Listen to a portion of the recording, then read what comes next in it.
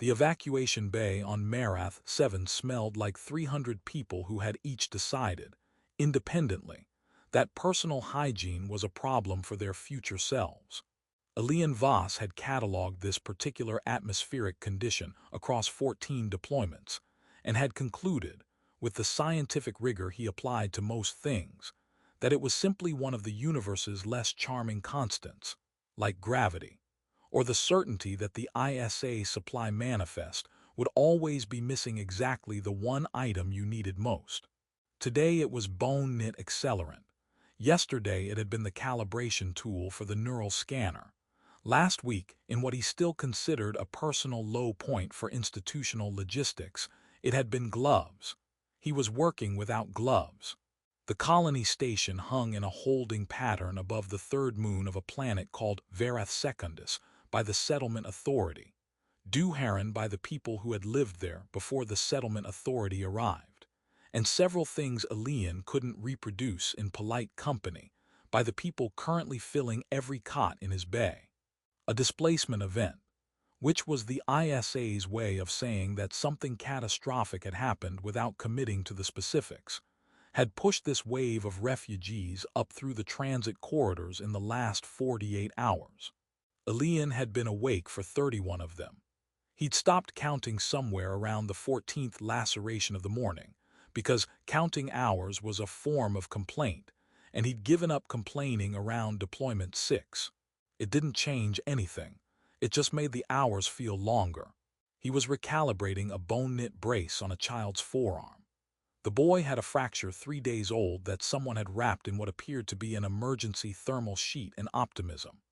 When his peripheral vision registered the far end of cot row 14, and the figure sitting there with her back very straight and her hands folded in her lap, and a head wound bleeding with a patience that he recognized immediately as the particular patience of someone who had decided, consciously or otherwise, that their own injury was not the emergency most in need of attention. He had seen this before. He had a specific diagnosis for it. He called it being wrong, and he treated it accordingly. He finished with the boy, who received his departing nod with the gravity of someone accepting a military commendation, and made his way down the row. She was Solvari. He'd read 2 paragraphs about the Solvari in the briefing materials on the transit over, which he was already understanding to be a deficiency in his preparation, roughly equivalent to reading a 2-paragraph summary of weather, and then being surprised by a thunderstorm. The briefing had described them as humanoid, and this was accurate in the structural sense: 2 arms, 2 legs, a face. But accuracy and adequacy were not the same thing, and whoever had written those 2 paragraphs had apparently decided that was sufficient. Her skin held a faint luminescence, subtle enough in the bright overhead panels that he might have missed it if he hadn't been looking directly at her, present enough that his clinical brain filed it under physiological markers to monitor, while the less clinical part of his brain, which he kept in a locked drawer and rarely consulted during working hours, registered something else, and then thought better of it.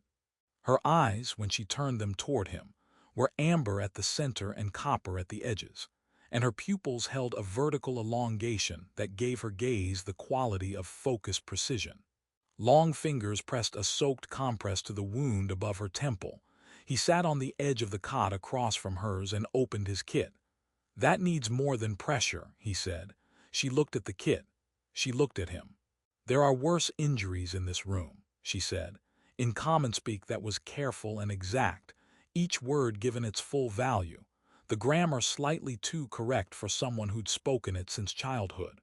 "There are," he agreed, selecting a cleanser pad. "I'll get to them, you're closer." She held still while he worked with the focused attention of someone cataloging a technique, rather than someone anxious about being touched, and she asked him nothing. Most people asked questions. Questions were how they reminded themselves they were still a person in the transaction rather than a problem being processed. She asked nothing, and he found in the small quiet of it something he didn't immediately have a name for. He chose not to look for one. He was very good at that. Her name was Thessaly Orving, and she offered it on the second day the way people offer things they've already decided to give, not as an answer to a question but as a choice made before he arrived, delivered when the moment seemed to warrant it. He received it the way he received most things, with a nod, a notation in the field log, and no ceremony, because ceremony was a form of keeping the moment, and Elian Voss had developed, over 3 years and 14 deployments, a rigorous practice of not keeping moments. It was, he had found, the most efficient solution to the problem of moments. He had returned to check the sutures, which was medical procedure and nothing more, and she was sitting in the same straight-backed way on the same cot, reading something on a small Solvari data tablet that projected its text in a soft script he didn't recognize, each character faintly luminous, hovering just above the screen's surface, in a way that made the ISA-issued tablet he carried in his coat pocket feel suddenly embarrassed about itself. "How is the pain?" he asked. "Manageable," she said, which told him nothing clinically useful but which she followed after a pause with a more precise answer. A low-grade pressure at the suture site, no visual disturbances, no temperature sensitivity. She reported her own symptoms with the orderliness of someone accustomed to being accurate about difficult things. He updated the log. The sutures were holding well. The phosphorescence in her skin was, he noted with the careful neutrality of professional observation, slightly brighter than it had been at intake, which her species' physiological profile indicated as a marker of recovery. The briefing materials had mentioned this in a footnote. It was one of the more useful footnotes he had encountered in a career full of footnotes that were mostly not. He asked, because it was medically relevant to understand her baseline health history, what her work had been. She told him she had been a memory keeper on Vethara, which was the Solvari homeworld, which had been. She used the past tense without drama, the way you use past tense about something that's finished, and that you've had time to understand is finished. Subject to the same cascading series of political and environmental catastrophes that had made this entire region of the settled systems what the ISA called a high-flux resettlement corridor, and what everyone else, with varying degrees of profanity, called something else entirely. "A memory keeper," he repeated. "There isn't a clean translation," she said, with the particular patience of someone who had explained this before, and had accepted that they would explain it many more times before it got easier. "It is something between an archivist and a grief counselor and a singer. In our language, these are not 3 things. They are one thing." He considered this. "In our culture," he said, "we've separated them so thoroughly that the grief counselors charge by the hour, the archivists require 3 forms of institutional approval, and the singers are mostly just trying to get streaming revenue." She looked at him for a moment with those copper-amber eyes. Then something happened at the corner of her mouth that was not quite a smile but was in the neighborhood of one, and he had the impression that it had surprised her slightly, which he found, and then quickly stopped finding, satisfying. He asked about her pain levels again, because he had already asked once, but asking twice gave him something to write in the log. She had been traveling for 22 days before reaching Marath 7. She told him over the course of those 2 days, in the way information arrived from her, not as a deliberate disclosure, but as context attached to more specific answers, the way a careful person reveals things.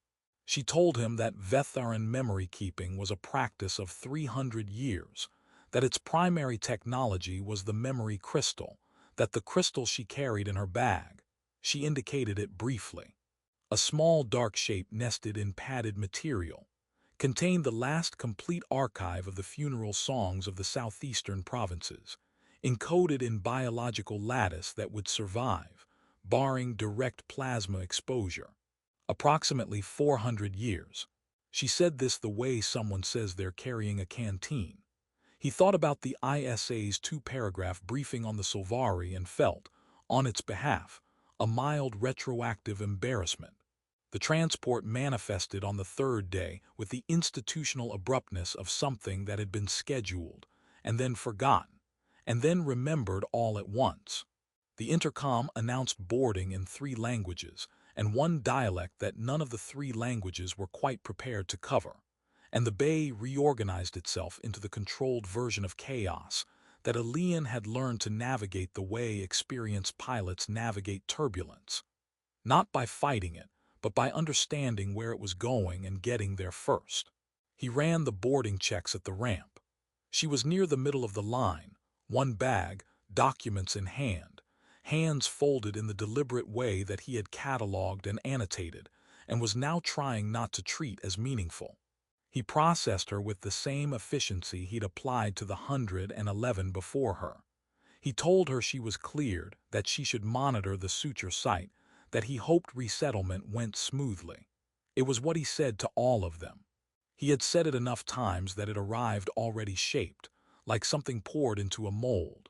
She looked at him after he'd said it, in the specific way she had of looking at things, with the full weight of attention, nothing performative, nothing held back, which meant that being looked at by her had the quality of being measured by an instrument you hadn't known was in the room.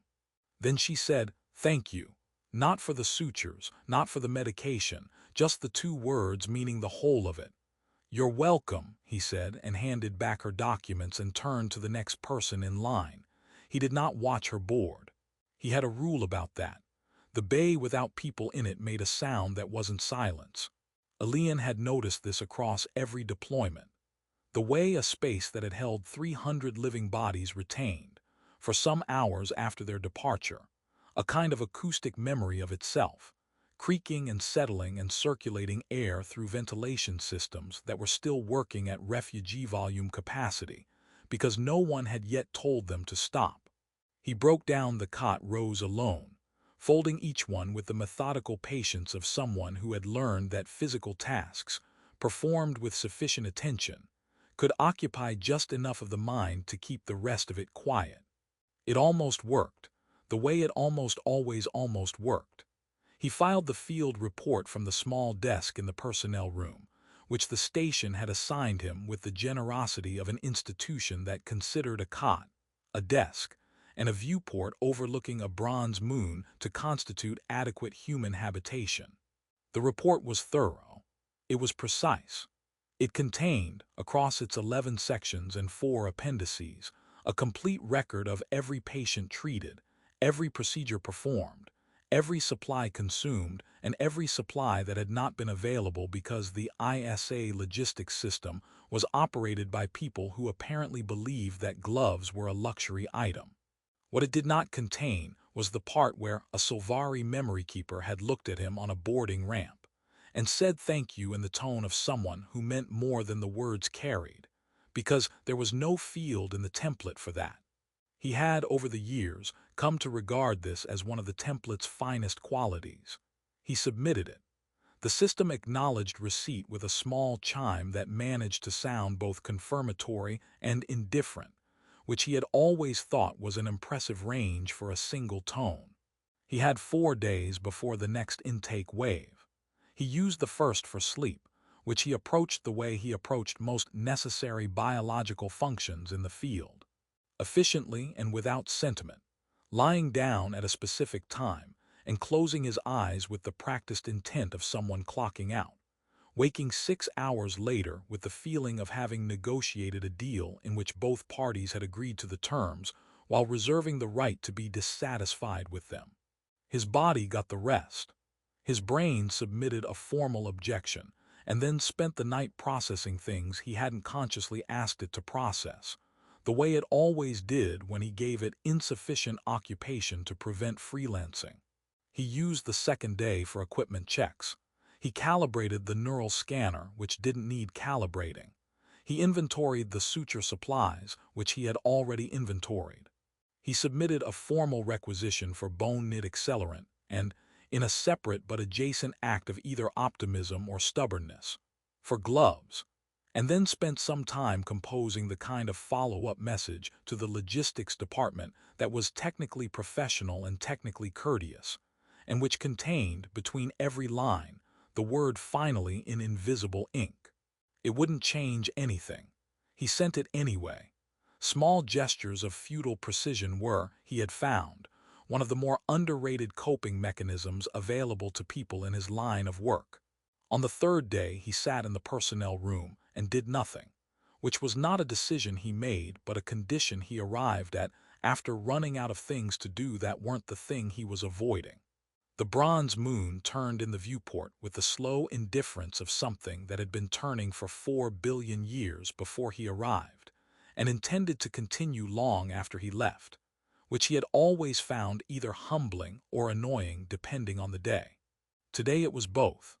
They came back in the way they always came back when he stopped moving, not as a wave but as an accumulation. The way cold enters a room not through any single gap but through everything at once. Cho first, which was always the order, because Cho had been the most organized person Elian had ever worked with, and apparently maintained this quality even in memory, arriving before the others as though she'd confirmed the appointment. Her handwriting on the supply containers, the particular way she had of tilting her head when she disagreed with a diagnosis, not saying anything yet, just tilting, giving him the opportunity to arrive at being wrong on his own before she helped him get there. She had been 29. She had been, Pyatt always said, the only adult in any room she entered, and Pyatt had said it with the cheerful self-awareness of someone who had never once in his life been the most adult person in a room and had fully made his peace with this. Pyatt arrived second, which was also always the order, because Pyatt was constitutionally incapable of being early to anything, including apparently his own memorial appearances in the mind of the colleague who had survived him. He had possessed the medical competence of someone who had studied hard and practiced harder, and the comedic sensibility of someone who had studied not at all and practiced constantly, which meant that working alongside him had been a specific experience of high professional quality delivered, with a running commentary that the universe had clearly not requested and received regardless. His best joke, if best could be fairly applied, had involved a misunderstanding about the word quarantine and a very confused station administrator, and had taken 11 minutes to deliver and 3 days to fully explain and had, against all reasonable expectation, been worth it. Adara came last. She always came last. He thought this was because she was the one he had made the decision about, on the 8th day of the Keliver outbreak, when the antiviral supply had reached the point where someone had to choose. And he had chosen with the clinical precision of someone applying a triage protocol, and the complete internal knowledge that clinical precision was not the same as being right, and that triage protocols did not, regardless of what the literature maintained, actually remove the weight of the calculation from the person who performed it. They just gave the weight a professional name. He sat with them in the room for a while. He did not try to make them leave early, because he'd learned that trying to make them leave early just taught him how long they intended to stay regardless. Outside, the moon turned. The ventilation system moved recycled air from one part of the station to another and back again, achieving nothing except the technical definition of circulation. He stayed very still and let the silence have its dimensions and its weight, and after some time he got up, not because it was over but because he had learned the difference between finishing and stopping, and tonight's stopping was the best he had. He went back to the equipment room. He recalibrated the neural scanner again. It was, as before, already calibrated. He noted this in the log with the straight-faced dedication of a man committed to his process, turned off the light and went to bed. Tomorrow the intake wave would arrive, and there would be work, and work was the thing he knew how to do. He was very good at work. He wished, in the last thin moment before sleep arrived to file his objections, that this were enough. She came back on the 4th day, which was not supposed to be possible, and which the station's entry manifest recorded with the bureaucratic bewilderment of a system that had been designed for one-directional human traffic, and was now confronting evidence that some humans did not read the design specifications. Elian was in the middle of a supply inventory. The bone-knit accelerant had arrived, finally, in a shipment that also contained, through what he could only interpret as a clerical act of either apology or dark humor, 4 times the requisitioned quantity of gloves, when the bay door registered an entry and he looked up, and she was simply there. Thessaly Orvin, carrying a case he hadn't seen before, slightly luminous in the bay's overhead light, looking at him with those amber eyes the way she looked at everything, which was to say completely. He stood with a box of gloves in his hands and said, "You're not supposed to be able to get back on the station." It was not his most eloquent opening. He noted this and set it aside. "I requested a transit exemption from the ISA regional office," she said. "It took most of yesterday." He looked at the gloves. He set them down. "You spent a day navigating ISA bureaucracy voluntarily," he said. "That is either very determined or a clinical condition, possibly both." Something moved at the corner of her mouth. "I have had practice," she said, "with systems that do not want to be navigated." She said it without elaboration, and he understood, in the way you understand things that arrive without instruction, that she was not talking only about the ISA. She set the case on the nearest surface and opened it, and inside, cradled in a material that was dark and slightly fluid at its edges in the way that Solvari memory crystal housing was designed to be responsive to proximity. He recalled from the footnote that had proven more useful than the entire rest of the document, was a crystal roughly the size of his closed fist. Deep blue-gray, shot through with light that moved slowly, rhythmically, like something breathing. The housing adjusted around it as he looked, the dark material shifting by a degree, orienting the crystal toward him the way a plant orients toward a light source, which he found either beautiful or unsettling, and suspected it was both. She told him what it was in the direct way she had of delivering significant things, as though the significance were self-evident, and the only kindness was clarity. The crystal held the funeral songs of the Solvari southeastern provinces, the specific cycle sung for those who died protecting others, encoded in a biological lattice that his sensory architecture could receive as sound and light, and the thing she had translated before as recognition.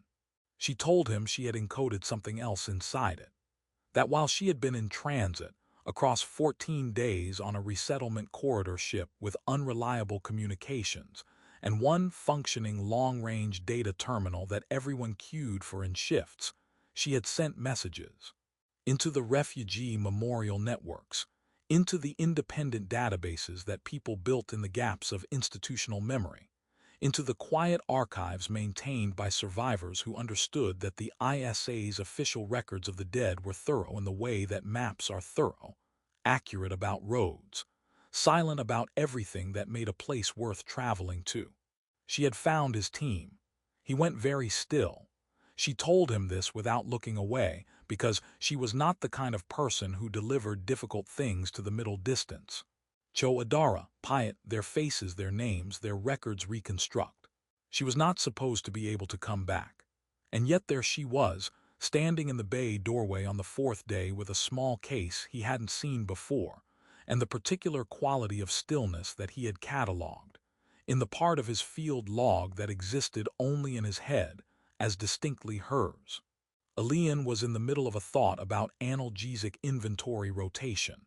He lost it immediately and did not recover it. He suspected it was not coming back. The resettlement transport had a one-way clearance manifest, he said, because it was true, and because stating true things was a way of asking questions without technically asking them. It did, she agreed. I filed a transit exemption request with the ISA regional office. It took most of yesterday. She paused. Their acknowledgement system sent me 4 automated responses, 3 of which told me my request had been received, and 1 of which told me my request did not meet the criteria for submission. I received the approval after the one that told me it was impossible. She said this with the even tone of someone who had decided that the universe's bureaucratic absurdities were a form of weather and could be weighted out accordingly. He recognized the approach. He had been using a version of it for 3 years. You filed a transit exemption, he said.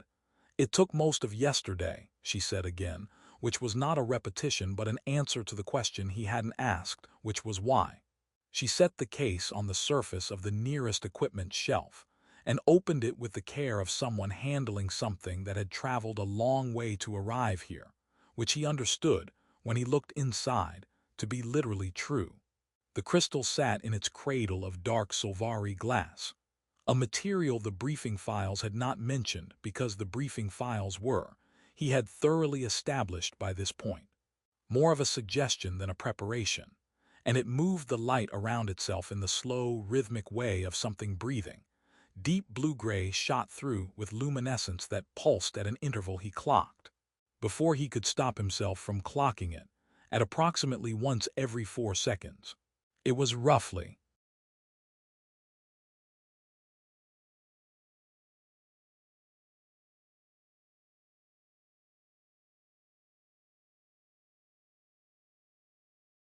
the size of his closed fist. It was, he understood from her 2-paragraph physiological profile, and the considerably larger profile he had assembled in the intervening days from what she had actually told him, a memory crystal. A Solvari archive of biological and technological complexity that the briefing materials had covered in a footnote. He was developing a very specific professional grievance against footnotes. She told him what was inside it. She told him plainly, in the direct way she had, as though significance was something that deserved clarity rather than decoration. The crystal held the funeral songs of the southeastern Vetheran provinces, the ones sung specifically for those who died protecting others, encoded in a lattice format that she had spent the transit to the resettlement processing center, adapting for human sensory reception, which apparently involved a modification she described briefly and technically, and which he understood to mean that she had spent a significant portion of her journey doing careful, meticulous work on his behalf before she decided whether to come back at all. And then she told him the rest. She had found his team. He heard this with the specific quality of hearing that happens when a sentence arrives in a frequency you didn't know your body was tuned to receive. She had used the refugee memorial networks, the ones that ran through the settled systems in the gaps between official ISA infrastructure, built by people who had learned that institutions recorded what was convenient and that memory required other arrangements. She had cross-referenced with 3 independent bereavement databases maintained by survivor communities from the Kelliver Station outbreak. She had found the records, the testimonies from patients who had lived, the names, the faces. What his team had done in those 11 days, documented by the people they had saved, most of whom were still alive, all of whom had remembered. The crystal contained a holographic archive that she had assembled and encoded herself, working on a borrowed terminal in the resettlement processing center, while somewhere down the corridor, the ISA was stapling forms to other forms, fully unaware that a Solvari memory keeper was quietly doing the thing that memory keepers do, which is refuse to let people disappear. He looked at the crystal for a long time. Cho organized the supply rotations every morning, he said, finally, to no one in particular, or perhaps to the room, or perhaps to the specific frequency of silence that had the dimensions of 3 people in it. She labeled everything. Her handwriting was, she had very small handwriting, precise. You could read every letter. He stopped. Pyatt told a joke on the 2nd day of the outbreak that took 11 minutes and 3 days of footnotes and was, I want it on record, funnier than it had any right to be. Thessaly said nothing. She understood, in the way that memory keepers understand, that some things needed to be said into the air before they could be said to another person, and that this was not the same as talking to yourself. It was practice. It was the first small act of letting something out of the place where you'd locked it. I let you go without saying anything, he said, and looked at her. I know, she said. She was not unkind about it. She was also not going to soften it, because she was not built for that particular form of kindness, and he realized, been counting on exactly that. I thought I had misread what I saw. I almost didn't come back. A pause. I was wrong about being wrong. He picked up the crystal. It was warm in the way that things are warm when they have been made with care and carried with intention, and the light inside it moved with the same patient rhythm, 4 seconds, 4 seconds, 4 seconds, like a reminder that time was still passing, and that passing time was not the same as loss.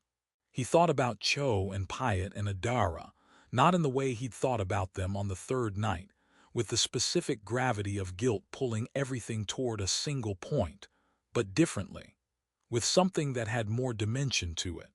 They had chosen to be there. They had been brave and skilled and present, all the way through to the end, and the people who had survived carried that forward in their living, and now it was here, encoded in Solvari lattice that would last 400 years, which was more than the ISA field report template would ever do for any of them. "I don't know how to use it," he said. "You don't have to know yet," she said. "The songs will wait. They are patient. They were made to hold things that matter until the person is ready to receive them." She considered for a moment. "There is also a written guide. I translated it into common speak. It is thorough. It has," she added, with the corner of mouth shift that was the Solvari architectural equivalent of a smile, "very few footnotes." He laughed. It arrived without permission or announcement, a short, genuine sound that startled him slightly by its own existence, and he saw her register it with the expression of someone who had aimed carefully and was privately satisfied with the result. He set the crystal down and looked at her across the quiet bay, and what he felt was not the absence of grief, but the first tentative presence of something that could exist alongside it. The two things in the same space, without either one demanding that the other leave. He had not known this was an architecture that could be built. He had assumed, for 3 years, that the walls he'd made were structural, that removing any part of them would bring the rest down. He was discovering, in the particular stillness of this moment in a room that smelled of antiseptic and recycled air, and the faint warm mineral quality he had privately filed under distinctly hers, that walls you build yourself are the ones you also have the specifications to open. "Thank you," he said, not for the crystal specifically, not for the 14 days of work she'd done in a resettlement processing center while the ISA shuffled its paperwork around her, for the whole of